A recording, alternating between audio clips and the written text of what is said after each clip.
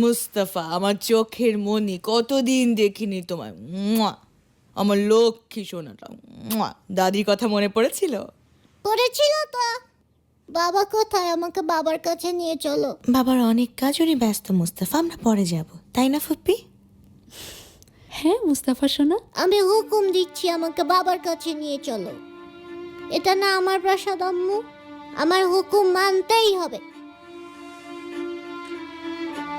এটা কি ধরনের বেয়াদবি? 5 বছরের বাচ্চা এভাবে কথা বলে? এই শিখিয়েছো তুমি ওকে? মাফ করবেন বেগম সুলতানা। এদিকে এসো মুস্তাফা, কাছে এসো। একটা কথা সব সময় মনে রাখবে, এটা সুলতান সুলেমান খানের প্রাসাদ। কার প্রাসাদ বলো? সুলতান সুলেমান খানের প্রাসাদ।